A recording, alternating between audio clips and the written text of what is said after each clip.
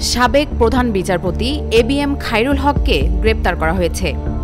বৃহস্পতিবার সকাল 8:30টার দিকে রাজধানীর ধানমন্ডির একটি বাসা থেকে তাকে গ্রেপ্তার করা হয়। ঢাকা মহানগর পুলিশের গোয়েন্দা বিভাগের যুগ্ম কমিশনার মোহাম্মদ নাসিরুল ইসলাম এ তথ্য নিশ্চিত করেছেন।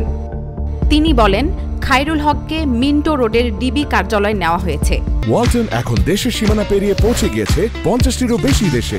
ওয়ালটন, ঘরে ঘরে, বিশ্বজুড়ে। রাজধানীর যাত্রাবাড়ী ও নারায়ণগঞ্জে খায়রুল হকের বিরুদ্ধে মোট 3টি মামলা রয়েছে। এছাড়া নারায়ণগঞ্জের ফতুল্লা মডেল থানায় তার বিরুদ্ধে জাল জালিয়াতি করে রায় এবং রাষ্ট্রদ্রোহের অভিযোগে মামলা রয়েছে।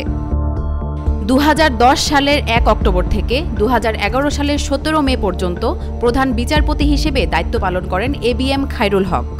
2011 সালের 10 মে সংবিধানের ত্রয়োদশ সংশোধনী বাতিল করে রায় দেয় তার নেতৃত্বাধীন আপিল বেঞ্চ।